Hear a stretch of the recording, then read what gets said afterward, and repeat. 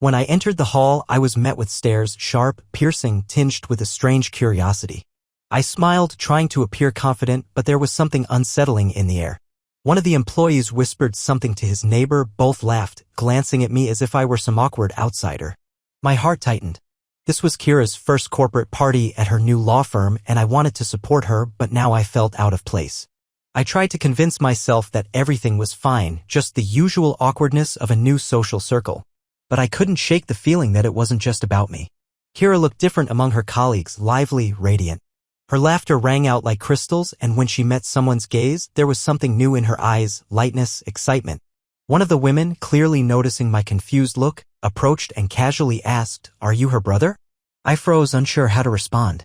"Husband," I replied, trying to stay calm. She frowned as if she didn't understand or didn't believe me. Something pricked inside. Why did Kira's colleagues think I was her brother? I looked at her. Kira was cheerfully talking to a man by the bar, seemingly unaware of our brief exchange. She was too absorbed to notice my discomfort. A sense of anxiety lingered. Thoughts swirled in my head. Why didn't they know I was her husband? Why hadn't she mentioned me? Or did I just misunderstand something? I forced myself to calm down. Just an unfortunate misunderstanding. I walked over to Kira, touched her shoulder. She turned around, slightly surprised, but immediately smiled. "Hi, love?" Her voice was soft, but something flashed in her eyes that I couldn't quite catch. I hugged her, breathing in the familiar scent of her perfume. I wanted to believe that everything was fine. But as we danced to a slow song, her gaze kept drifting to the man by the bar. When the corporate party ended, we drove home in silence. I glanced at her discreetly, hoping she would speak up, say something important, but Kira remained quiet, staring out the window. I didn't dare to ask directly. That night, I tossed and turned, replaying snippets of the conversation in my head. Why did her colleagues think I was her brother? Maybe it was just a bad joke? Or was I really missing something? When Kira fell asleep, I lay next to her, listening to her steady breathing. A vague anxiety pricked at my chest.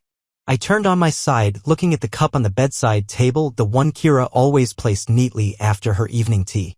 It was in its usual spot. Everything looked normal. But somehow I felt lost, as if that cup was the only island of stability amid the growing unease. The next day, Kira acted as usual, smiling, making breakfast, talking about work. I tried to catch her gaze, but she seemed to avoid me. The sense of anxiety grew, but I kept telling myself, it's just paranoia. You're overthinking. I looked at the cup left on the edge of the table. A strange feeling of abandonment pierced me. Why did I feel like a stranger in my own home?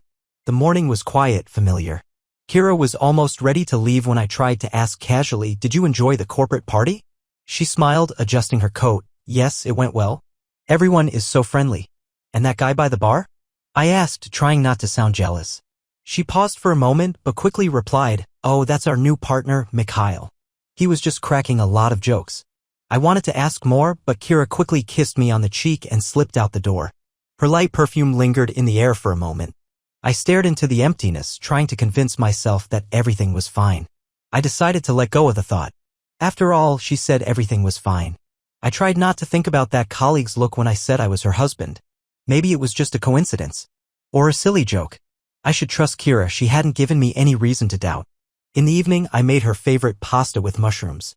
I wanted to do something nice, as if to prove to myself that we were still happy. Kira came home later than usual, and when she walked in, a hint of fatigue crossed her face. I smiled, surprise. "Dinner's ready." She flinched slightly, as if not expecting to see me in the kitchen. "Oh, sorry, I thought you'd be asleep." "Thank you, darling." We ate in silence. I tried to keep the conversation going, talking about my day. Kira listened distractedly, nodding now and then, but her thoughts were clearly elsewhere. I poured more wine into her glass, hoping to bring back the lightness we once had. "Is everything all right?" I asked, trying not to sound worried. Kira nodded and smiled, "Just tired. Work is overwhelming." She had always worked hard, especially now, trying to prove herself in the new firm. I looked at her hands, holding the glass delicately, and found myself searching for any hint of a secret, trembling fingers, tense joints. But nothing. Everything seemed normal. Before going to bed, I saw Kira carefully placing her cup on the edge of the table. She always did that, and it felt like a quiet ritual. I wanted to hug her, feel her warmth, but she said she was very tired and went straight to bed. Lying next to her, I listened to her steady breathing, trying to convince myself that nothing was wrong. It was just fatigue. Just work. But deep inside, the feeling of emptiness lingered, as if an invisible thread between us was stretched tight, ready to snap. I closed my eyes, trying to calm down. Tomorrow, I would take the day off and make her breakfast. Maybe that would melt the icy knot inside me. But why did I feel like her cup on the edge of the table was a symbol of something more? Something I wasn't ready to face. Late evening. I was standing by the stove, stirring the sauce when the wall clock struck 10. Kira usually came home by 8, but now she was still absent. Her phone lay on the table, the screen blank, no calls, no messages. I tried to reassure myself, probably stuck in a meeting. But anxiety was slowly creeping in. When the door finally opened, I heard her footsteps, quick, as if she wanted to slip in unnoticed. I walked into the hallway, trying not to show my concern. "Hi," I said, forcing a smile. "Late tonight." Kira took off her coat, hung it neatly on the hook, and smiled tensely. The meeting dragged on. "Mikhail talked a lot, you know how he is." I nodded, trying to read her face. She looked tired, but her eyes avoided mine. "I made dinner," I said softly. "Oh, I already ate at the office," she replied quickly. My heart clenched, but I made myself stay calm. "Then maybe just some tea?" "Sure," Kira agreed, moving to the kitchen. I noticed how carefully she sat down, as if gauging how tense I was. I took out the cups and placed them on the table. Kira glanced briefly at the cup on the edge, her own. I wanted to start a conversation, but the words stuck in my throat. "How was the meeting?" I finally managed to ask, pouring the tea. "Routine. Nothing special," she replied, wrapping her hands around the warm cup. My fingers tightened around the kettle unconsciously. "You look good," I remarked. "Tired, but beautiful." Kira smiled, but it was faint. "Thanks. Just a lot of work." We drank tea in silence. I was searching for a way to ask why she was late, but I was afraid of the answer. When I finally spoke, my voice broke. "And Mikhail, is he a good leader?" Kira looked up, slightly confused. "Yes, of course. He teaches a lot." "Why do you ask?"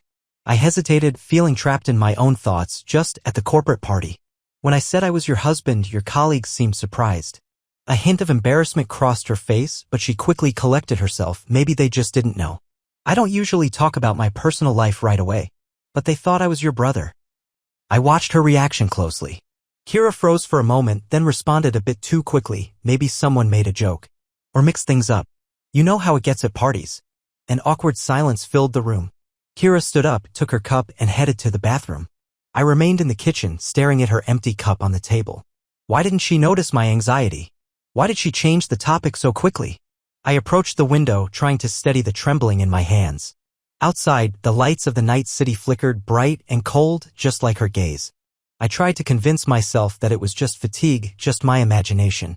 But when I heard the soft sound of the bathroom door closing, something inside me broke. I returned to the table, carefully touching her cup. It was still warm. I traced my finger along the rim, feeling the anxiety turn into a dull ache. Why was I afraid to face the truth? Why did it feel like this cup was the only witness to what once was our shared happiness? I woke up alone. Kira had left for work earlier than usual, leaving a note on the table. "I have an early meeting. Love you." The words seemed warm as always, but something about them felt different. I stared at the note, trying to pinpoint where the rhythm of our lives had gone awry. Yesterday's anxiety still hung in the air, like something left unsaid. When Kira returned in the evening, I noticed how she discreetly checked her phone before entering the room. Her fingers glided over the screen, and I caught a glimpse of a short message, too quick to read, but it made her freeze for a split second. "How was your day?" I asked, trying to sound calm. "Fine," she replied with a forced smile. "Just a lot of tasks piling up." She walked into the bedroom while I remained in the hallway, feeling like a ghost in my own home. More and more often, she would go to another room to talk, and when I accidentally walked in, Kira would flinch as if caught red-handed. Today, I noticed that same tremor in her fingers when she slipped the phone into her pocket. What was she hiding? Or was I truly losing my mind? I wanted to talk, to ask directly, but I was afraid of breaking the fragile balance that still lingered between us. I just stood in the kitchen, staring at the cup, convincing myself that everything was fine. Later that evening, I caught myself rummaging through her things again, despite feeling disgusted by my own behavior. I opened her bag, hoping to find some clue. But there were only work papers, a notepad with notes, a pen. Nothing suspicious. I quickly closed the bag when I heard her footsteps. She entered the room, glanced at me briefly, but said nothing. I forced a tense smile, hoping she wouldn't notice my anxiety. "Everything okay?" she asked unexpectedly. "Yeah," I lied. We sat on the couch, watching an old movie. I tried to pretend that nothing had changed. But Kira seemed distant, as if her thoughts were somewhere else. I could feel the emptiness between us growing, silent and unbreakable. For a moment, she rested her head on my shoulder. I froze, barely breathing, feeling her warm hair against my face. I almost believed that everything would be all right. But then she lifted her head, sighed softly, and went to bed, leaving me alone with the silence. My life had turned into an endless analysis of small details. I woke up early and lay in bed, listening to the sounds from the kitchen, the way Kira made coffee, how the spoon lightly tapped the rim of the cup. Her movements became more cautious, as if she was afraid to wake something within my soul. I noticed how she started leaving her phone face down more often. When it vibrated, she pretended not to hear it. But as soon as I left the room, I could hear her checking her messages. With each passing day, panic grew inside me like a weed, impossible to uproot. When talking to her, I caught myself analyzing every word for hidden meaning. One day, she mentioned she would go out for lunch with colleagues. I asked who exactly, and she hesitated just a little before answering. With Natasha and Mikhail. I wanted to ask why she didn't say it right away, but I held back. I just nodded and tried to look carefree. But in my mind, I already pictured it, Kira laughing with Mikhail at some cafe, her eyes sparkling with the same fire as at the corporate party. The next day, I couldn't take it anymore. Under a fabricated pretext, I went to her office, supposedly to pick up a forgotten folder. Kira's colleagues greeted me with the same strange looks. One of them, a young guy with a cheeky smile, glanced at me and casually said, "Oh, Kira's brother again?" I felt the ground sway beneath me. Why did he call me her brother again? I pretended not to notice and asked, "Is Kira here?" The guy shrugged. "She's at lunch with a partner. Should be back soon." I thanked him and stepped outside, feeling my fingers tremble. One question rang in my head. Why didn't Kira mention she was going to lunch with Mikhail? Why was she lying? I stood at the entrance to the cafe across from the office, bracing myself for the worst. But when Kira came out, she was alone. Taking a deep breath, I walked toward her. She noticed me and smiled. "What are you doing here?" "I came to pick up some documents. Thought I'd meet you for lunch, but it seems I'm late." She nodded, looking a bit embarrassed. Natalia and I were at another cafe, and then I stopped for coffee. I looked at her hands, a cup with the logo of a different cafe, not the one her colleague mentioned. My heart clenched painfully, but I didn't say anything. Kira reached out to kiss me, but I barely managed to suppress the urge to pull away. At home, I couldn't hold it in any longer and asked her directly, "Why do your colleagues think I'm your brother?" She froze, as if not expecting the blow. "I don't know," she replied slowly. "Maybe someone joked and the rumor spread. But this isn't the first time, Kira. Why didn't you tell them we're married?" She looked at me, puzzled, as if not understanding the problem. "I don't discuss personal life at work. It's not necessary." I wanted to believe her, but there was something insincere in her voice. When she went to the bathroom, I looked at her phone lying on the nightstand. My hand reached for it instinctively. I knew the password, but I couldn't bring myself to enter it. One word thumped in my mind: truth. Why was I so afraid to know it? The resolve within me grew, like a tide, uncontrollably washing over my doubts. I decided not to back down anymore. The next day, I made up another excuse and went to her office. When I entered the building, the security guard greeted me with mild surprise. I introduced myself and said I had forgotten some documents at Kira's. He looked at me questioningly but didn't ask more. As I climbed the stairs, my heart pounded wildly. The corridor was quiet, the office doors tightly closed. Suddenly, I heard muffled laughter from the conference room. I approached and saw her through the glass, Kira sitting at the table with that same man, Mikhail. Their hands were almost touching on the table, and her face shone with that same lightness and joy I hadn't seen at home for a long time. I froze in place. I wanted to burst in and demand an explanation. But I couldn't move. It was as if roots had grown into the floor. My mind feverishly searched for justification, a work discussion, a friendly gesture, just a coincidence. But deep down, I knew work discussions don't make your eyes shine like that. I backed away, hiding around the corner, and caught a fragment of their conversation. "Aren't you afraid he'll find out?" Mikhail's voice was quiet, almost a whisper. "I've got it under control," Kira replied. "He won't suspect anything." Those words struck me like a blow. I felt a pounding in my temples, and my hands went cold. She was talking about me. About how I wouldn't find out. My chest tightened so much that it became hard to breathe. I stood there, in the empty corridor, unable to believe what was happening. Inside, anger mixed with despair. I gritted my teeth, trying not to give myself away. When Kira came out of the room, her face was calm, showing no trace of guilt. She noticed me and seemed surprised. "You're here." "Yeah. I came to pick up the documents." "I forgot yesterday," I said, trying not to let my voice tremble. She walked closer and ran her hand over my shoulder as if nothing had happened. You're so absent-minded, she smiled. I looked at her, and for a moment, I wanted to believe that it was all just my imagination, that there was nothing between them.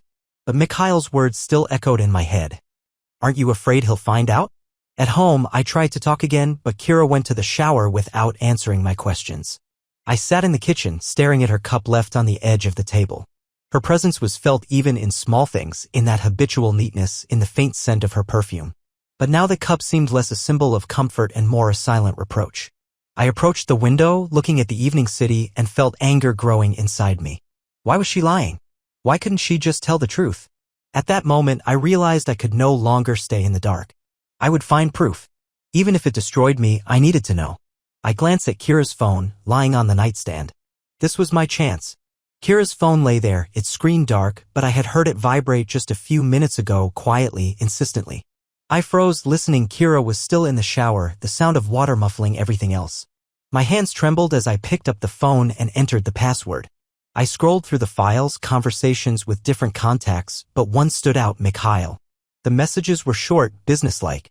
But as I kept scrolling, I realized most were deleted. Only fragments remained. My heart sank when I found the most recent message. Lunch tomorrow. Same cafe. A cold wave washed over me. One thought kept spinning in my mind: why did she say she was with Natasha? Why did she lie? Suddenly, the water in the bathroom stopped running. In a panic, I put the phone back and sat on the bed, pretending to be absorbed in my own screen. Kira came out wrapped in a towel, her hair damp, face calm. She saw me and smiled as if nothing had happened. What are you doing? She asked. Just reading the news, I replied, trying to keep my voice steady. She came closer, sat next to me, and gently touched my hand. You seem tense. Is everything okay? I turned away, avoiding her eyes. Yeah, just tired from work. The next day, I couldn't take it anymore. I went back to Kira's office, but this time with a clear purpose: to find out the truth. I approached her colleague, a dark-haired girl who always seemed friendly. Excuse me, I started, trying to sound casual. I saw Kira with Mikhail yesterday. Do they work together often? She gave me a strange smile, as if she knew something I didn't. Yeah, they're pretty close. He's helping her brother get a job.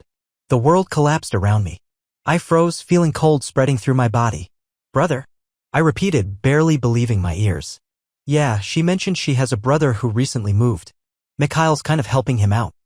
Her voice was nonchalant, as if it was common knowledge. I struggled to process it. Could this just be a misunderstanding? Maybe Mikhail was helping someone else? But why had Kira never mentioned a brother?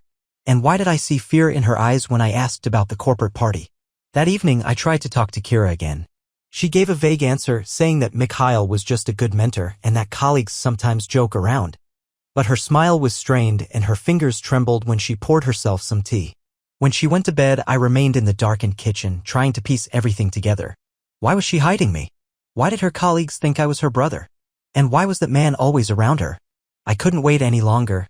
The next morning, as soon as Kira left for work, I headed to the office. My determination had become something unstoppable, like an avalanche that had broken loose and was now crashing down, destroying everything in its path. I waited at the entrance until Mikhail appeared. He walked with a confident stride, like a man who always knows what he wants. I approached him, trying to keep calm. Can I talk to you? I said, blocking his way. Mikhail raised his eyebrows in surprise but didn't turn away. Of course. You. Kira's brother? I clenched my fists so tightly that my nails dug into my palms. No. I'm her husband. Confusion flashed in his eyes. Husband? He repeated, clearly not understanding. But Kira said she doesn't have a husband. The world froze. All my worst suspicions instantly became reality. I could feel my heart pounding so loudly that it seemed passers-by could hear it.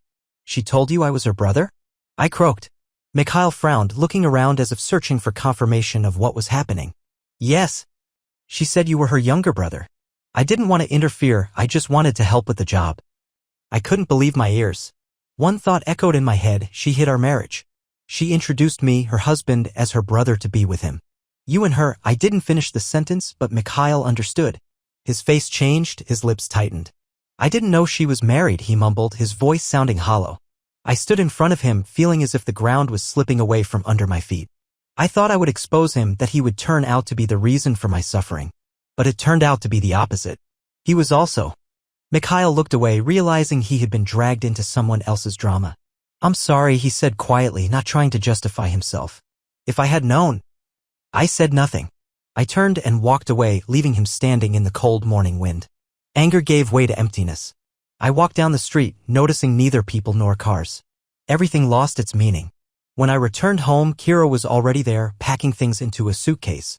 She didn't notice me right away, continuing to throw clothes around haphazardly until I spoke. He told me everything. She flinched, froze in place. Slowly, she turned around. What exactly? Her voice trembled, but she tried to appear calm. That you told him I was your brother. That you don't have a husband. That you're with him. Kira closed her eyes as if bracing for a blow.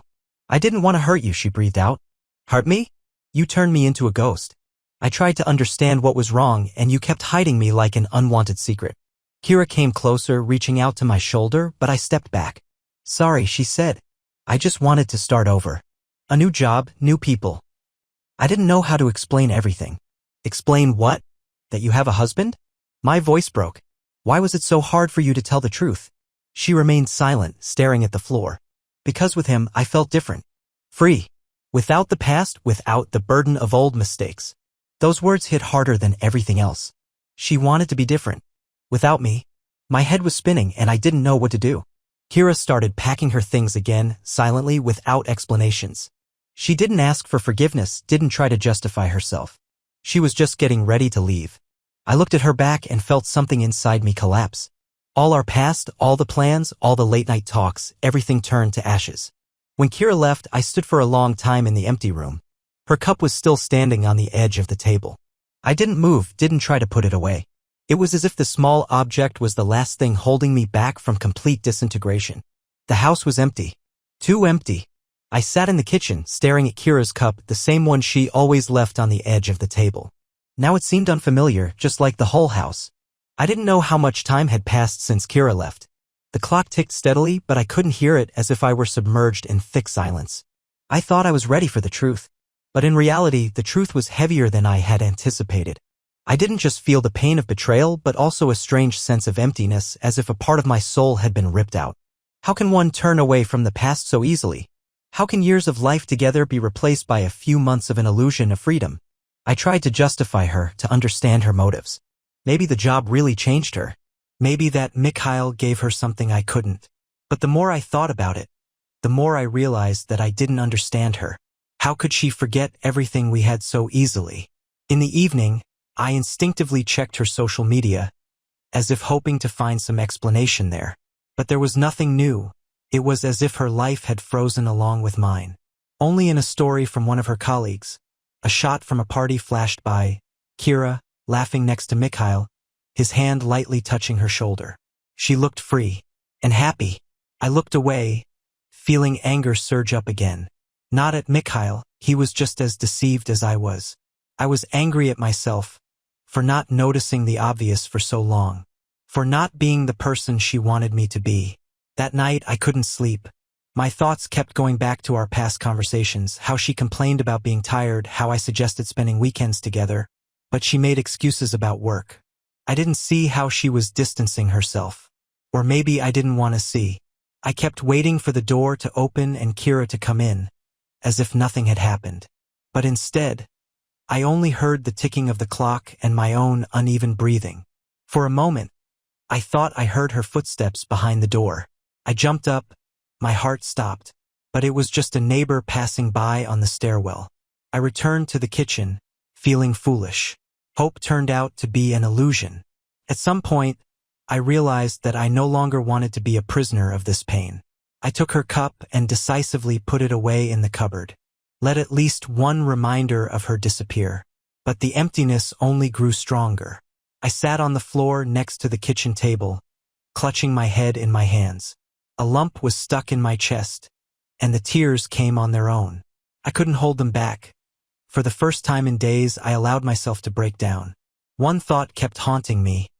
Why am I still holding on to the past? Why can't I let her go as easily as she let go of me? I looked at the empty table, at the spot where her cup used to be. Maybe its absence is the first step toward becoming myself again. Or am I doomed to forever search? When I entered the hall, I was met with stares, sharp, piercing, tinged with a strange curiosity. I smiled, trying to appear confident, but there was something unsettling in the air. One of the employees whispered something to his neighbor, both laughed, glancing at me as if I were some awkward outsider. My heart tightened. This was Kira's first corporate party at her new law firm, and I wanted to support her, but now I felt out of place. I tried to convince myself that everything was fine, just the usual awkwardness of a new social circle. But I couldn't shake the feeling that it wasn't just about me. Kira looked different among her colleagues, lively, radiant. Her laughter rang out like crystals, and when she met someone's gaze, there was something new in her eyes, lightness, excitement. One of the women, clearly noticing my confused look, approached and casually asked, "Are you her brother?" I froze, unsure how to respond. "Husband," I replied, trying to stay calm. She frowned as if she didn't understand or didn't believe me. Something pricked inside. Why did Kira's colleagues think I was her brother? I looked at her. Kira was cheerfully talking to a man by the bar, seemingly unaware of our brief exchange. She was too absorbed to notice my discomfort. A sense of anxiety lingered. Thoughts swirled in my head. Why didn't they know I was her husband? Why hadn't she mentioned me? Or did I just misunderstand something? I forced myself to calm down. Just an unfortunate misunderstanding. I walked over to Kira, touched her shoulder. She turned around, slightly surprised, but immediately smiled. "Hi, love?" Her voice was soft, but something flashed in her eyes that I couldn't quite catch. I hugged her, breathing in the familiar scent of her perfume. I wanted to believe that everything was fine. But as we danced to a slow song, her gaze kept drifting to the man by the bar. When the corporate party ended, we drove home in silence. I glanced at her discreetly, hoping she would speak up, say something important, but Kira remained quiet, staring out the window. I didn't dare to ask directly. That night, I tossed and turned, replaying snippets of the conversation in my head. Why did her colleagues think I was her brother? Maybe it was just a bad joke? Or was I really missing something? When Kira fell asleep, I lay next to her, listening to her steady breathing. A vague anxiety pricked at my chest. I turned on my side, looking at the cup on the bedside table, the one Kira always placed neatly after her evening tea. It was in its usual spot. Everything looked normal. But somehow I felt lost, as if that cup was the only island of stability amid the growing unease. The next day, Kira acted as usual, smiling, making breakfast, talking about work. I tried to catch her gaze, but she seemed to avoid me. The sense of anxiety grew, but I kept telling myself, it's just paranoia. You're overthinking. I looked at the cup left on the edge of the table. A strange feeling of abandonment pierced me. Why did I feel like a stranger in my own home? The morning was quiet, familiar. Kira was almost ready to leave when I tried to ask casually, "Did you enjoy the corporate party?" She smiled, adjusting her coat. "Yes, it went well. Everyone is so friendly." "And that guy by the bar?" I asked, trying not to sound jealous. She paused for a moment, but quickly replied, "Oh, that's our new partner, Mikhail. He was just cracking a lot of jokes." I wanted to ask more, but Kira quickly kissed me on the cheek and slipped out the door. Her light perfume lingered in the air for a moment. I stared into the emptiness, trying to convince myself that everything was fine. I decided to let go of the thought. After all, she said everything was fine. I tried not to think about that colleague's look when I said I was her husband. Maybe it was just a coincidence. Or a silly